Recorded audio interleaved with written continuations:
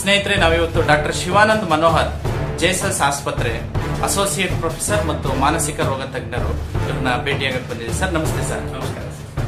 Sir, ಈಗ ಒಬ್ಬ ವ್ಯಕ್ತಿಗೆ ಅವನ ದೇಹಕ್ಕೆ ಗಾಯಗಳಾದಾಗ ಬೇರೆಯವರು ಅದನ್ನ ಗುರುತಿಸ್ತಾರೆ, ಏನೋ ಒಂದು ಗಾಯ ಆಗಿದೆ, ರಕ್ತ ಬರ್ತಾ ಇದೆ ಅಂತ.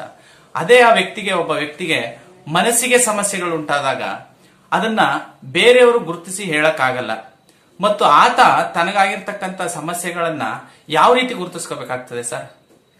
ನೋಡಿ, ನಮ್ಮ ಈಗ ವಿಶ್ವ ಆರೋಗ್ಯ ಸಂಸ್ಥೆ ಕೇಳಿದ್ದೀರಾ, WHO ಅಂತ ಹೇಳ್ತೀವಿ. ಅದರ ಪ್ರಕಾರ ಆರೋಗ್ಯ ಅಂದ್ರೆ ಏನು ಅಂತ ಒಂದು ಪ್ರಶ್ನೆ. ಆರೋಗ್ಯ ಅಂದ್ರೇನು? ದೈಹಿಕ, ಮಾನಸಿಕ, ಸಾಮಾಜಿಕ, ಆಧ್ಯಾತ್ಮಿಕ ಒಂದು ಸಮತೋಲನವೇ ಆರೋಗ್ಯ. ಈಗ ದೈಹಿಕ ಆರೋಗ್ಯ ಅಂತ ಹೇಳ್ತೀವಿ. ದೈಹಿಕ ಆರೋಗ್ಯ ಯಾವಾಗ ಚೆನ್ನಾಗಿರುತ್ತೆ? ನಾವು ಮಾನಸಿಕವಾಗಿ ಸಮತೋಲನದಲ್ಲಿದ್ರೆ ದೈಹಿಕ ಆರೋಗ್ಯ ಚೆನ್ನಾಗಿರುತ್ತೆ. ಈಗ ಮಾನಸಿಕ ಸಮತೋಲನ ಯಾವಾಗ ಬರುತ್ತೆ? ನಮ್ಮ ಭಾವನೆಗಳು ನಮ್ಮ ಹಿಡಿತದಲ್ಲಿದ್ದಾಗ ನಮ್ಗೆ ಮಾನಸಿಕ ಸಮತೋಲನತೆ ಸಿಗುತ್ತೆ. ನಮ್ಮ ಮಾನಸಿಕ ಸಮತೋಲನ ಯಾವಾಗ ಸಿಗುತ್ತೆ? ನಾವು ಸಾಮಾಜಿಕವಾಗಿ ಹೇಗೆ ಸಮತೋಲನದಲ್ಲಿರ್ತೀವೋ ಅವಾಗ ನಮ್ಗೆ ಸಾಮಾಜಿಕ ಇಂದ ಮಾನಸಿಕ ಆರೋಗ್ಯ ಸಿಗುತ್ತೆ. ಯಾವಾಗ ನಮ್ಗೆ ಸಾಮಾಜಿಕ ಸಮತೋಲನ ಸಿಗ್ಬೇಕು ಅಂದ್ರೆ ನಾವು ಆಧ್ಯಾತ್ಮಿಕವಾಗಿ ಸಮತೋಲನದಿದ್ದಾಗ ಸಾಮಾಜಿಕವಾಗಿ ಸಿಗುತ್ತೆ. ಆದ್ರಿಂದ ನನ್ನ ಪ್ರಕಾರ ದೈಹಿಕ ಮಾನಸಿಕ ಆರೋಗ್ಯ ಅನ್ನೋದು ಬೇರೆನೇ ಅಲ್ಲ. ಹೇಗೆ ಒಂದ್ ನಾಣ್ಯದಲ್ಲಿ ಎರಡು ಮುಖ ಇರುತ್ತೋ, ಯಾವ ಮುಖ ಮುಖ್ಯ? ಎರಡೂ ಮುಖ್ಯನೇ. ಹಾಗೆ ನಮ್ಮ ಮಾನಸಿಕ ಮತ್ತು ದೈಹಿಕ ಆರೋಗ್ಯ ಅನ್ನೋದು ನಾಣ್ಯದ ಎರಡು ಮುಖ ಇದ್ದಂಗೆ. ಈಗ ನಮ್ಗೆ ಎರಡು ಕಣ್ಣಿದೆ, ಎರಡು ಕಾಲಿದೆ, ಎರಡು ಕೈ ಇದೆ, ಒಂದ್ ಮೂಗಿದೆ, ಒಂದ್ ಬಾಯಿ ಇದೆ. ಒಂದು ಕಣ್ ಕಾಣಿಸ್ಲಿಲ್ಲ ಅಂದ್ರೆ ಇನ್ನೊಂದ್ ಕಣ್ಣಲ್ಲಿ ನಾವು ನೋಡ್ಕೊಂಡು ಕೆಲಸ ಮಾಡ್ಬೋದು. ಒಂದ್ ಕೈ ಇಲ್ಲ ಅಂದ್ರೆ ಹೆಂಗೋ ಇನ್ನೊಂದ್ ಕೈಯಲ್ಲಿ ಅಡ್ಜಸ್ಟ್ ಮಾಡ್ಕೊಂಡು ಕೆಲಸ ಮಾಡ್ಬೋದು. ಆದ್ರೆ ಇದನ್ನೆಲ್ಲನೂ ಒಂದು ಸಮತೋಲನದಲ್ಲಿ ಇಡ್ತಾ ಇರೋದು ನಮ್ಮ ಮನಸ್ಸು. ನಮ್ಮ ಮನಸ್ಸೇ ಇಲ್ಲ ಅಂದ್ರೆ ಒಂದು ಕಂಪ್ಯೂಟರ್ ನಲ್ಲಿ ನಿಮ್ಗೊಂದು ದೊಡ್ಡ ಸ್ಕ್ರೀನ್ ಇರುತ್ತೆ, ಬಟ್ ಅದಕ್ಕೆ CPU-ನೇ ಮುಖ್ಯ. ಈ CPU ಇಲ್ಲ ಅಂದ್ರೆ ಆ ಸ್ಕ್ರೀನ್ ಏನಿದ್ರು ಒಂದು ಟಿವಿ ತರ. ಹಾಗೆ ಮನುಷ್ಯನ ದೇಹ ಒಂದು ಮಾನಿಟರ್ ಇದ್ದಂಗೆ ಹೊರತು ಮನುಷ್ಯನ CPU ಯಾವುದು? ಸೆಂಟ್ರಲ್ ಪ್ರೊಸೆಸಿಂಗ್ ಯೂನಿಟ್ ನಮ್ಮ ಮನಸ್ಸು. ನೀವು ಒಂದು ಉತ್ತಮ ಪ್ರಶ್ನೆ ಕೇಳಿದ್ರಿ ನನಗೆ. ಮನಸ್ಸಿನ ತೊಂದರೆಗಳನ್ನ ಹೆಂಗೆ ಗುರುತಿಸ್ಕೊಳ್ಳೋದು ಅನ್ನೋದು ಮುಖ್ಯ. ಈಗ ಮಾನಸಿಕ ತೊಂದರೆಗಳಲ್ಲಿ ಎರಡು ವಿಧವಾದಂತಹ ತೊಂದರೆಗಳಿದೆ. ಒಂದನ್ನ ಸೈಕೋಸಿಸ್ ಅಂತೀವಿ, ಒಂದನ್ನ ನ್ಯೂರೋಸಿಸ್ ಅಂತ ಹೇಳ್ತೀವಿ. ನ್ಯೂರೋಸಿಸ್ ಅಂದ್ರೆ ಏನು? ಈಗ ಕೆಲವೊಂದು ನ್ಯೂರೋಸಿಸ್ ಅಲ್ಲಿ ಬರುವಂತಹ ಕೆಲವೊಂದು ಕಾಯಿಲೆಗಳನ್ನ ಹೇಳ್ತೀನಿ. ಈ ಡಿಪ್ರೆಷನ್ ಅಂದ್ರೆ ಖಿನ್ನತೆ, ಆಂಗ್ಸೈಟಿ ಅಂದ್ರೆ ದುಗುಡ, ಗೀಳು ಅಂದ್ರೆ ಆಬ್ಸೆಸಿವ್ ಕಂಪಲ್ಸಿವ್ ಡಿಸಾರ್ಡರ್. ಈ ರೀತಿಯಾದಂತಹ ನ್ಯೂರೋಟಿಕ್ ಇಲ್ನೆಸ್ ಅಂದ್ರೆ ಈ ಕಾಯಿಲೆಗಳಲ್ಲಿ ನನಗೆ ಖಿನ್ನತೆ ಅಂದ್ರೆ ನನಗೆ ಬೇಜಾರಾಗ್ತಿದೆ, ಮೊದಲ ತರ ನಂಗೆ ಕೆಲಸ ಮಾಡಕ್ ಆಗ್ತಿಲ್ಲ, ನಾನು ಯಾರ ಜೊತೆನೂ ಬೆರೆಯೋದಕ್ಕಾಗ್ತಿಲ್ಲ, ಸಣ್ಣ ಪುಟ್ಟ ಕೆಲಸ ಮಾಡಿದ್ರೆ ನನಗೆ ಸುಸ್ತಾಗ್ತಾ ಇದೆ. ಇದೆಲ್ಲವೂ ಇರುವಂತಹ ಕೆಲವೊಂದು ಲಕ್ಷಣಗಳು, ಖಿನ್ನತೆಯ ಲಕ್ಷಣಗಳು. ಆ ವ್ಯಕ್ತಿಗೆ ಅರ್ಥ ಆಗತ್ತೆ, ಎಲ್ಲೋ ಒಂದ್ ಕಡೆ ನನಗೆ ಮೊದಲಷ್ಟು ನನ್ ಕೆಲಸ ಮಾಡಕ್ ಆಗ್ತಿಲ್ಲ, ಮೊದಲಷ್ಟು ನಾನು ಜನ ಜೊತೆ ಬೆರೆಯೋದಕ್ಕಾಗ್ತಾ ಇಲ್ಲ, ನಾನು ಮೊದಲಷ್ಟು ಇದ್ದಂತಹ ಉತ್ಸಾಹ ನನ್ನಲ್ಲಿ ಇಲ್ಲ ಅನ್ನೋದು ಅವನಿಗೆ ಗೊತ್ತಾಗ್ತಾ ಹೋಗುತ್ತೆ. ಆದ್ರೆ ನಮ್ಮ ಜನರಲ್ಲಿರುವಂತಹ ಒಂದು ತಪ್ಪು ತಿಳುವಳಿಕೆ ಏನಂದ್ರೆ, ನಂದೇ ಮನ್ಸು ನಾನೇ ಕಂಟ್ರೋಲ್ ಮಾಡ್ಕೊಳಕ್ಕಾಗಲ್ಲ ಅಂದ್ರೆ ಏನರ್ಥ? ನಾನು ಯಾತಕ್ಕೆ ಇದಕ್ಕೆ ಸಹಾಯ ಪಡ್ಕೊಳ್ಬೇಕು ಅನ್ನೋ ಒಂದು ತಪ್ಪು ಕಲ್ಪನೆ. ಈ ಪ್ರಪಂಚದಲ್ಲಿ ಯಾವುದೇ ಒಬ್ಬ ವ್ಯಕ್ತಿಗೂ ಸಹ, ಈಗ ನನ್ನ ಮನಸ್ಸು ಅಂತಿದೆ, ಆ ಮನಸ್ಸು ಚೆನ್ನಾಗಿರ್ಬೇಕು ಅಂತಾನೆ ಆಸೆ. ನಿಮ್ಗೂ ಚೆನ್ನಾಗಿರ್ಬೇಕು ಅಂತಾನೆ ಆಸೆ ಇಲ್ಲ ಸರ್? ನಿಮ್ಗೂ ಚೆನ್ನಾಗಿರ್ಬೇಕು ಅಂತಾನೆ ಆಸೆ. ಯಾಕೆ ನನಗೂ ಕೆಟ್ಟದಾಗಿ ಯೋಚನೆ ಬರುತ್ತೆ? ಪ್ರತಿಯೊಬ್ಬ ಮನುಷ್ಯನಿಗೂ ಖುಷಿಯಾಗಿರ್ಬೇಕು ಅನ್ನೋದೇ ಒಂದು ಧ್ಯೇಯ. ಆದರೆ ಹೇಗೆ ದೇಹಕ್ಕೆ ಜ್ವರ ಬರುತ್ತೋ ಹಾಗೆ ಮನಸ್ಸಿನ ಜ್ವರವೇ ಖಿನ್ನತೆ. ಹಾಗೆ ಇದು ನಾವು ನ್ಯೂರೋಟಿಕ್ ಇಲ್ನೆಸ್ ಅಂತ ಹೇಳ್ತೀವಿ. ಇನ್ನೊಂದು ವೆರೈಟಿ ಆಫ್ ಮಾನಸಿಕ ಕಾಯಿಲೆ ಅಂದ್ರೆ ಸೈಕೋಸಿಸ್ ಅಂತ ಹೇಳ್ತೀವಿ. ಈ ಸೈಕೋಸಿಸ್ ಅನ್ನೋದ್ರಲ್ಲಿ ಆ ವ್ಯಕ್ತಿಗೆ ಅವನಲ್ಲಿ ಏನಾಗ್ತಿದೆ ಅಂತ ಗೊತ್ತಾಗ್ತಿರಲ್ಲ. ನೀವು ಉದಾಹರಣೆಗೆ ನೀವು ನನ್ನನ್ನು ನೋಡ್ತಾ ಇದ್ದೀರಾ, ಯಾಕೆ ನಾನು ಕೊಡ್ತಿರುವಂತಹ ಉತ್ತರಗಳನ್ನ ಆಲಿಸ್ತಾ ಇದ್ದೀರಾ. ಆದ್ರೆ ನನಗೆ ಆ ರೀತಿ ಸೈಕೋಸಿಸ್ ಅಂತ ಆದ್ರೆ ನೀವು ನಂಗೆ ಹೊಡೆಯಕ್ಕೆ ನೋಡ್ತಿದ್ದೀರಾ ಅನ್ಸುತ್ತೆ. ನೀವು ಎಷ್ಟೋ ಬಾರಿ ಇಲ್ಲ ಸರ್ ನಾನು ನಿಮ್ ಹೊಡೆಯಕ್ ನೋಡ್ತಿಲ್ಲ ಅಂದ್ರು, ಇಲ್ಲ ನೀವು ಹೊಡೆಯಕ್ಕೆ ನೋಡ್ತಿದ್ದೀರಾ, ಒಂದ್ ರೀತಿ ಭ್ರಮೆಯಲ್ಲಿ ಇರ್ತಾರೆ. ಭ್ರಮೆ. ಅದಕ್ಕೆ ಡೆಲ್ಯೂಷನ್ ಅಂತ ಹೇಳ್ತೀವಿ. ಡೆಲ್ಯೂಷನ್ ಅಂದ್ರೆ ಏನಂದ್ರೆ ಯಾವುದೋ ಒಂದು ವಿಚಾರದಲ್ಲಿ ತಪ್ಪು ತಪ್ಪು ಕಲ್ಪನೆ ಅದನ್ನ ದೃಢವಾಗಿ ತಪ್ಪನ್ನೇ ದೃಢವಾಗಿ ನಂಬ್ತಾ ಇರ್ತಾರೆ. ಆ ನಂಬಿಕೆನೆ ನಾವು ಯಾವುದೇ ರೀತಿಯಾದಂತಹ ಪ್ರಯತ್ನ ಮಾಡಿದ್ರು ಸಹ ಅದನ್ನ ಜಗ್ಸಕ್ ಆಗ್ತಿರಲ್ಲ. ಇನ್ ಕೆಲವು ಕಾಯಿಲೆಗಳಲ್ಲಿ ಹ್ಯಾಲುಸಿನೇಷನ್ ಅಂತ ಹೇಳ್ತಿರ್ತಾರೆ, ಕಿವಿನಲ್ಲಿ ಯಾರೋ ಮಾತಾಡೋದಕ್ಕೆ ಕೇಳಿಸ್ತಿರುತ್ತೆ, ಅವಾಗ ಒಬ್ಬೊಬ್ಬರೇ ಮಾತಾಡ್ಕೊಳ್ತಿರ್ತವೆ. ಇವೆಲ್ಲವೂ ಒಂದು ಸಂಕ್ಷಿಪ್ತವಾಗಿ ಮಾನಸಿಕ ಕಾಯಿಲೆಗಳ ಕೆಲವೊಂದು ಲಕ್ಷಣ. ಈ ರೀತಿ ಲಕ್ಷಣಗಳು, ಈಗ ನನಗೆ ಬೇಜಾರಾಗ್ತಿದೆ, ನನಗೆ ನೆನಪಿನ ಶಕ್ತಿ ಇಲ್ಲ ಅಂತ ಬರ್ತಾರೆ ಮಕ್ಕಳುಗಳು, ಮಧ್ಯ ವಯಸ್ಕರು. ನೆನಪಿನ ಶಕ್ತಿ ಬರ್ತಿಲ್ಲ ಅಂದ್ರೆ ಮಧ್ಯ ವಯಸ್ಕಲ್ಲಿ ಮಕ್ಕಳಲ್ಲಿ ನೆನಪಿನ ಶಕ್ತಿ ಕೊರತೆ ಇಲ್ವೇ ಇಲ್ಲ. ಆದ್ರೆ ಖಿನ್ನತೆ ಬಂದಾಗ ಏನಾಗುತ್ತೆ, ಅವ್ರಿಗೆ ಗಮನ ಶಕ್ತಿ ಕಮ್ಮಿ ಆಗುತ್ತೆ, ಕಾನ್ಸಂಟ್ರೇಷನ್ ಮಾಡಕ್ಕಾಗಲ್ಲ ಸರ್. ಆ ಸಂದರ್ಭದಲ್ಲಿ ಏನಾಗುತ್ತೆ, ಈಗ ನೀವು ನನ್ನ ಜೊತೆ ಮಾತಾಡ್ತೀರಾ, ನನ್ ಗಮನ ಇಟ್ಟು ಕೇಳಿಸ್ಕೊಳ್ತಾ ಇದ್ದೀನಿ, ಮುಂದೆ ನಾಳೆ ನೀವು ಕೇಳಿದ್ರು ಹೇಳ್ಬೋದು. ಆದ್ರೆ ನನ್ ಗಮನ ಶಕ್ತಿ ಕೊರತೆ ಇದ್ದೆ ಏನಾಗುತ್ತೆ, ನಾನು ಮತ್ತೆ ಹೇಳೋದಕ್ ನಂಗೆ ಆಗಲ್ಲ. ಯಾಕಂದ್ರೆ ಆ ಸಂದರ್ಭದಲ್ಲಿ ಒಂದು ಉತ್ತರ ಕೊಟ್ಟಿರ್ತೀನಿ, ಅದನ್ನ ಸಂಪೂರ್ಣವಾಗಿ ಗ್ರಹಿಸೋದಿರಲ್ಲ. ಸೊ ಆದ ಕಾರಣ ಒಂದು ನೆನಪಿನ ಶಕ್ತಿಯ ಕೊರತೆನೂ ಸಹ ಒಂದು ಮಾನಸಿಕ ಕಾಯಿಲೆಯ ಲಕ್ಷಣಗಳು. ಸರ್, ಈಗ ಮನಸ್ಸಿಗೆ ಸಂಬಂಧಪಟ್ಟಂತೆ ಏನೋ ಒಂದು ಖಿನ್ನತೆ ಇರಬಹುದು, ಅಥವಾ ಇನ್ನೇನೋ ನಿದ್ರಾಹೀನತೆ ಇರಬಹುದು, ನೀವ್ ಹೇಳ್ದಾಗೆ ಒಂದು ಡೆಲ್ಯೂಷನ್ ಇರಬಹುದು. ಕೆಲವರು ಸೈಕಾಲಜಿ ಡಾಕ್ಟರ್ ಹತ್ರ ತೋರಿಸ್ಬೇಕು ಅಂತ ಹೇಳ್ತಾರೆ, ಕೆಲವರು ಸೈಕ್ಯಾಟ್ರಿ ಡಾಕ್ಟರ್ ಅಂತ ಹೇಳ್ತಾರೆ. ಸೊ ಸಾಮಾನ್ಯವಾಗಿ ಜನಕ್ಕೆ ಏನ್ ಕನ್ಫ್ಯೂಷನ್ ಅಂದ್ರೆ, ಸೈಕಾಲಜಿ ಡಾಕ್ಟರ್ ಅಂದ್ರೆ ಯಾರು, ಸೈಕ್ಯಾಟ್ರಿ ಡಾಕ್ಟರ್ ಅಂದ್ರೆ ಏನಂದ್ರೆ ಸ್ವಲ್ಪ ಕನ್ಫ್ಯೂಷನ್ ಸರ್. ತಾವೊಂದ್ ಸ್ವಲ್ಪ ಹೇಳಿದ್ರೆ ಬಹಳ ಹೆಲ್ಪ್ ಆಗುತ್ತೆ. ಬಹಳ ಅದ್ಭುತವಾದಂತಹ ಪ್ರಶ್ನೆ ಸರ್. ಈಗ ಸೈಕ್ಯಾಟ್ರಿಗೂ ಸೈಕಾಲಜಿಗೂ ಡಿಫ್ರೆನ್ಸ್ ಏನು ನೋಡಿ. ನಾವು ಒಬ್ಬ ಮನೋರೋಗ ತಜ್ಞನಾಗಿ ನಾವು MBBS ಅಂಡ್ MD ಮಾಡಿರ್ತೀವಿ. ನಾವೇನ್ ಮಾಡ್ತೀವಿ, ಮೆದುಳನ್ನ ಅದರದ ಸ್ಟ್ರಕ್ಚರ್ ನ ನೋಡ್ಕೊಂಡು, ಮೆದುಳಲ್ಲಿ ಆಗುವಂತಹ ಅಸಮತೋಲಗಳನ್ನ ನೋಡಿಕೊಂಡು ಅದಕ್ಕೆ ಸೂಕ್ತವಾದಂತಹ ಚಿಕಿತ್ಸೆ ಅಂದ್ರೆ ಭೌತಿಕ ಚಿಕಿತ್ಸೆ, ಅದಕ್ಕೆ ಔಷಧಿಗಳು, ಇಲ್ಲ ಅಂದ್ರೆ ಆಪ್ತ ಸಮಾಲೋಚನೆಯನ್ನು ಮಾಡ್ತೀವಿ. ಅದು ಸೈಕ್ಯಾಟ್ರಿಸ್ಟ್ ಕೆಲಸ. ಸೈಕಾಲಜಿಸ್ಟ್ ಅಂದ್ರೆ ಏನಂದ್ರೆ, ಅವರು MPhil ಮಾಡಿರ್ತಾರೆ, MA MSc MPhil ಮಾಡಿರ್ತಾರೆ. ಅವರು ಈಗ ನಡವಳಿಕೆಯಲ್ಲಿ ಆಗುವಂತಹ ಬದಲಾವಣೆಗಳಿಗೆ ಮೆದುಳಲ್ಲದೆ ಬೇರೆ ಬೇರೆ ರೀತಿಯಾದಂತಹ ಏನು, ಈಗ ಸಾಮಾಜಿಕ ಕಾರಣಗಳಾಗಿರ್ಬೋದು, ಅವರ ವ್ಯಕ್ತಿತ್ವದಲ್ಲಿರುವಂತಹ ನ್ಯೂನತೆಗಳಾಗಿರ್ಬೋದು, ಆ ಒಂದು ದಿಸೆನಲ್ಲಿ ಅವರು ಔಷಧಿಗಳನ್ನ ಕೊಡೋದಿಲ್ಲ. ಆದ್ರೆ ಬರೀ ಆಪ್ತ ಸಮಾಲೋಚನೆಯ ಮಾಡಿ ಅವರನ್ನ ಒಂದು ಸಮತೋಲನಕ್ಕೆ ತರೋದಕ್ಕೆ ಪ್ರಯತ್ನ ಮಾಡ್ತಾರೆ. ಎಲ್ಲೋ ಒಂದ್ ಕಡೆ ಇವಿಬ್ಬರು ಸಹ, ಸೈಕ್ಯಾಟ್ರಿಸ್ಟ್ ಯಾವ ರೀತಿ ಮೆದುಳಿನ ಒಂದು ಸ್ಟ್ರಕ್ಚರ್ ನ ನೋಡ್ಕೊಂಡು ಅಲ್ಲಾಗ ಬದಲಾವಣೆಗಳಿಗೆ ಸೂಕ್ತ ಚಿಕಿತ್ಸೆ ಕೊಟ್ಕೊಂಡು, ಈಗ ಆಪ್ತ ಸಮಾಲೋಚನೆಯನ್ನು ಸಹ ಸೈಕಾಲಜಿಸ್ಟ್ ಎರಡು ಒಂದು ಸಮ್ಮಿಶ್ರವಾಗಿ ಮಾಡೋದ್ರಿಂದ ಆ ವ್ಯಕ್ತಿಗೆ ಬಹಳಷ್ಟು ಅನುಕೂಲಗಳಾಗತ್ತೆ. ಸರ್, ಈಗ ಮಾನಸಿಕ ಖಿನ್ನತೆ ಅಂತ ಹೇಳ್ತೀವಿ. ಸೊ ಮಾನಸಿಕ ಖಿನ್ನತೆ ಈಗ ದೇಹಕ್ಕೆ ಯಾವುದೋ ಒಂದು ಕಾಯಿಲೆ ಬರೋದಕ್ಕೆ, ಈಗ ಅವನಿಗೆ BP ಬರೋದಕ್ಕೆ ಬೊಜ್ಜು ಕಾರಣ ಇರಬಹುದು, ಅವನು ಹೆಚ್ಚಿನ ಉಪ್ಪಿನಂಶ ತಿನ್ನೋದ ಕಾರಣ ಇರಬಹುದು. ಆದ್ರೆ ಈ ಮಾನಸಿಕ ಖಿನ್ನತೆ ಬರೋದಕ್ಕೆ ಕಾರಣಗಳೇನಿರ್ಬೋದು ಸರ್? ಅತಿಯಾದ ಒತ್ತಡ ತಗೊಳ್ಳೋದಕ್ಕಾಗುತ್ತಾ? ಏನು ಕಾರಣ ಮೂಲಭೂತ? ತುಂಬಾ ಒಳ್ಳೆ ಪ್ರಶ್ನೆ ಸರ್. ಮತ್ತೆ ಏನಂದ್ರೆ, ನಾವು ಮಾನಸಿಕ ಖಿನ್ನತೆನ ಒಂದೇ ಕಾರಣ ಅಂತ ಹೇಳೋದಕ್ಕಾಗಲ್ಲ. ನಾವು ಅದನ್ನ ಬಯೋಸೈಕೋ ಸೋಷಿಯಲ್ ಮಾಡೆಲ್ ಅಂತ ಹೇಳ್ತೀವಿ. ಅಂದ್ರೆ ನಾವು ಈಗ ನಮ್ಮ ಮೆದುಳಲ್ಲಿ ಮತ್ತೆ ನಮ್ಮ ವಂಶವಾಹಿಕ ಬರುವಂತಹ ಕೆಲವೊಂದು ಜೀನ್ಸ್ ಇಂದ ಆಗಿರ್ಬೋದು, ಅಂದ್ರೆ ಮೆದುಳಲ್ಲಿ ಆಗುವಂತಹ ಬದಲಾವಣೆಗಳಂದ್ರೆ, ನಮ್ಮ ಮನಸ್ಸು ನಮ್ಮ ಮೆದುಳಿನಲ್ಲಿದೆ. ಈ ಮನಸ್ಸು ಅನ್ನೋದು ಒಂದು ಎಲೆಕ್ಟ್ರಿಕ್ ಸರ್ಕ್ಯೂಟ್ ಇದ್ದಂಗೆ. ಹೇಗೆ ಎಲೆಕ್ಟ್ರಿಕ್ ಸರ್ಕ್ಯೂಟ್ ನಲ್ಲಿ ಈಗ ವಿದ್ಯುತ್ ಶಕ್ತಿ ಹರಿದಾಡುತ್ತೋ, ಹಾಗೆ ನಮ್ಮ ನರಗಳಲ್ಲಿ ನರವಾಹಕಗಳು ಅಂತ ಹರಿದಾಡ್ತಿರುತ್ತೆ.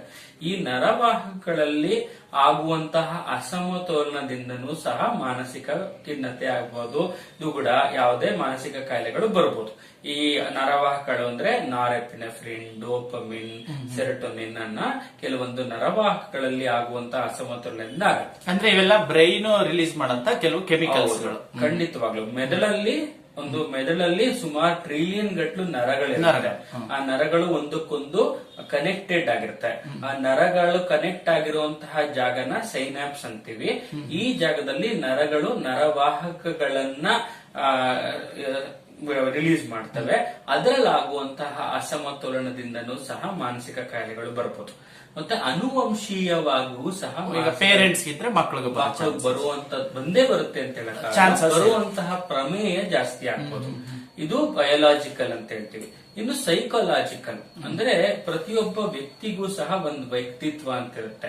ನಾನು ಜಾಸ್ತಿ ಮಾತಾಡ್ಬೋದು ಸರ್, ನೀವು ಕಮ್ಮಿ ಮಾತಾಡ್ಬೋದು. ನಾನು ತುಂಬಾ ಫ್ರೆಂಡ್ಸ್ ಇರ್ಬೋದು, ನಿಮ್ಗೆ ಕಮ್ಮಿ ಫ್ರೆಂಡ್ಸ್ ಇರ್ಬೋದು. ಎಲ್ಲರಿಗೂ ನಾನು ಸ್ವಲ್ಪ ಬೈದ್ಬಿಟ್ರೆ ಬೇಜಾರಾಗ್ಬೋದು, ನೀವು ಎಷ್ಟೇ ಬೈದು ಶಾಂತವಾಗಿರ್ಬೋದು. ಇದನ್ನೆಲ್ಲವೂ ವ್ಯಕ್ತಿತ್ವದಲ್ಲಿರುವಂತಹ ಲಕ್ಷಣಗಳು ಅಂತ ಹೇಳ್ತೀವಿ. ಈ ವ್ಯಕ್ತಿತ್ವದಲ್ಲಿರುವಂತಹ ಕೆಲವೊಂದು ನ್ಯೂನ್ಯತೆಗಳಿಂದನೂ ಸಹ ಮಾನಸಿಕ ಕಾಯಿಲೆಗೆ ನಾವು ಆಗ್ಬೋದು. ಮತ್ತೆ ಸಾಮಾಜಿಕ ಕಾರಣಗಳು, ಈಗ ಅನ್ಎಂಪ್ಲಾಯ್ಡ್ ಅಂದ್ರೆ ನಿರುದ್ಯೋಗ, ಮತ್ತೆ ಅತಿಯಾದ ಮಹತ್ವಾಕಾಂಕ್ಷೆಗಳಿರ್ಬೋದು, ಮತ್ತೆ ಇದಕ್ಕಿದ್ದಾಗ್ಲೇ ಡೈವರ್ಸ್ ಆಗ್ಬೋದು, ಇಲ್ಲಾಂದ್ರೆ ಇದಕ್ಕಿದ್ದಾಗ್ಲೇ ತುಂಬಾ ಲಾಸ್ ಆಗ್ಬೋದು, ಹತ್ರದವ್ರು ಯಾರು ಹೋಗ್ಬೋದು. ಇವೆಲ್ಲವೂ ಸಹ ಮಾನಸಿಕವಾದ ತೊಂದರೆಗಳಿಗೆ ಎಡೆ ಮಾಡ್ಕೊಡ್ಬೋದು. ಇದು ಏನೇ ಆಗಿರ್ಬೋದು. ನೀವು ಒತ್ತಡ ಅಂತ ಹೇಳಿದ್ರಿ, ಒತ್ತಡ ಅಂದ್ರೆ ಸ್ಟ್ರೆಸ್ ಡಯಾಥಿಸಿಸ್ ಮಾಡಲ್ ಅಂತ ಹೇಳ್ತೀವಿ. ಅಂದ್ರೆ ಈ ಒತ್ತಡ ನಮ್ಮ ದೇಹದ ಮೇಲೆ ಉಂಟು ಮಾಡುವಂತಹ ಪರಿಣಾಮದಿಂದ ಮೆದುಳಲ್ಲಾಗುವಂತಹ ಬದಲಾವಣೆಗಳಿಂದ ಮಾನಸಿಕ ಕಾಯಿಲೆಗಳು ಬರುತ್ತೆ. ಸರ್, ಈಗ ಸ್ಟ್ರೆಸ್ ಅಂತ ಹೇಳಿದ್ವಿ. ಈಗ ಗಾಂಧೀಜಿ ಅಂತ ತಗೊಂಡ್ರೆ, ಸುಭಾಷ್ ಚಂದ್ರ ಬೋಸ್ ಅಂತ ತಗೊಂಡ್ರೆ, ಅವರು ತುಂಬಾ ಸ್ಟ್ರೆಸ್ ತಗೋತಾ ಇದ್ರು. ಅಥವಾ ಮನಮೋಹನ್ ಸಿಂಗ್, ಮೋದಿ, ಇವರೆಲ್ಲ 10 ವರ್ಷ ಅಷ್ಟು ಸ್ಟ್ರೆಸ್ ತಗೊಂಡ್ರೆ ಅವ್ರಿಗೂ ಡಿಪ್ರೆಷನ್ ಆಗಿಲ್ಲ. ಇನ್ನೊಬ್ಬ ವ್ಯಕ್ತಿ ಯಾವ್ದೋ ಒಂದ್ ಸಣ್ಣ ಟೀ ಹೋಟ್ಲ್ ಇಟ್ಕೊಂಡಿದ್ದಾನೆ, ಅವನಿಗೆ ಡಿಪ್ರೆಷನ್ ಆಗುತ್ತೆ. ಅಂದ್ರೆ ಈ ಗುಡ್ ಸ್ಟ್ರೆಸ್ ಮತ್ತೆ ಬ್ಯಾಡ್ ಸ್ಟ್ರೆಸ್ ಅಂತ ಒಂದು ಬಂದ್ಬಿಡುತ್ತೆ. ಸರ್, ಯಾವ ರೀತಿ ಅದನ್ನ ತಾವು ಹೇಳ್ತೀರಾ? ಬಹಳ ಒಳ್ಳೆ ಪ್ರಶ್ನೆ ಸರ್. ಅಂದ್ರೆ ಸ್ಟ್ರೆಸ್ ಅಂದ್ರೆ ಎರ್ಗ್ ಡೂಡ್ಸ್ ಅನ್ ಕರ್ವ್ ಅಂತ ಒಂದಿದೆ. ಅಂದ್ರೆ ಹೀಗೆ ನಾವು ಒಂದು ಚಿತ್ರ ಹಾಕಿದ್ರೆ ಈಗ ಎಲ್ಲೋ ಒಂದ್ ಕಡೆ ಎಷ್ಟೊಂದ್ ಜನ, ಈಗ ನನ್ನೇ ಒಂದು ಉದಾಹರಣೆ ತಗೊಂಡ್ರೆ, ಇವಾಗ ಏನೋ ಒಂದು ನಾನು ಸಂಶೋಧನೆ ಮಾಡ್ತಿರ್ತೀನಿ. ಆ ಸಂಶೋಧನೆ ಮಾಡಿ ನೇನು ಕೊನೆ ಡೇಟ್ ಬರೋ ತನಕನು ಸುಮ್ನೆ ಆರಾಮಾಗಿರ್ತೀನಿ. ಕೊನೆ ಡೇಟ್ ಬಂದಾಗ ಸಿಕ್ಕಾಬಿಟ್ಟೆ ಕೆಲಸ ಮಾಡ್ಬಿಟ್ಟು ಸಬ್ಮಿಟ್ ಮಾಡ್ತೀನಿ. ಅದು ಸ್ಟ್ರೆಸ್ ತಾನೆ. ಅದನ್ನ ಯಾವ ಸ್ಟ್ರೆಸ್ ಇಂದ ನಮ್ಮ ಪ್ರೊಡಕ್ಟಿವಿಟಿ ಜಾಸ್ತಿ ಆಗುತ್ತೋ ಅದನ್ನ ಯೂ ಸ್ಟ್ರೆಸ್ ಅಂತ ಹೇಳ್ತಾರೆ. ಉತ್ತಮವಾದಂತಹ ಒಂದು ಒಳ್ಳೆಯ ಒತ್ತಡ ಅಂತ ಹೇಳ್ತೀವಿ. ಯಾವ ಸ್ಟ್ರೆಸ್ ನಮ್ಮ ಪ್ರೊಡಕ್ಟಿವಿಟಿನ ನಾವು ಮಾಡುವಂತ ಕೆಲಸದಲ್ಲಿ ಕಡಿಮೆ ಮಾಡ್ತದೋ ಅದನ್ನ ಡಿಸ್ಟ್ರೆಸ್ ಅಂತ ಹೇಳ್ತೀವಿ. ಈ ಡಿಸ್ಟ್ರೆಸ್ ನ ಲಕ್ಷಣಗಳೇನು ಅಂತ ತಿಳ್ಕೊಬೇಕು. ಅಂದ್ರೆ ಇದು ಸ್ಟ್ರೆಸ್ ಅನ್ನ ನಾವ್ ಹಿಂಗ್ ಮ್ಯಾನೇಜ್ ಮಾಡ್ತೀವಿ ಅನ್ನೋದು ಮುಖ್ಯ. ಡಿಸ್ಟ್ರೆಸ್ ಆದಾಗ ತುಂಬಾ ಸುಸ್ತಾಗಕ್ ಶುರು ಆಗುತ್ತೆ, ಸಾಕಪ್ಪ ಬಿಟ್ಬಿಡೋಣ, ಓಡಾಗ್ಬಿಡೋಣ ಅನ್ಸುತ್ತೆ. ಅದೆಲ್ಲವೂ ಒಂದು ಕೆಟ್ಟ ಒತ್ತಡದ ಲಕ್ಷಣಗಳು. ಆದ್ರೆ ನೀವು ತುಂಬಾ ಚೆನ್ನಾಗಿ ಹೇಳಿದ್ರಿ, ಒಬ್ರು ಅಷ್ಟೊಂದು ಸ್ಟ್ರೆಸ್ ತಗೊಂಡು ಚೆನ್ನಾಗಿದ್ದಾರೆ, ಇನ್ ಕೆಲವರು ಸಣ್ಣ ಸ್ಟ್ರೆಸ್ಗೆ ಇದಾಗ್ತಾರೆ ಅಂತ. ಸೊ ಅದನ್ನ ಒತ್ತಡವನ್ನ ನಾವು ಹೆಂಗ್ ಪರಿಭಾವಿಸುತ್ತೀವಿ ಅನ್ನೋದು ಮುಖ್ಯ.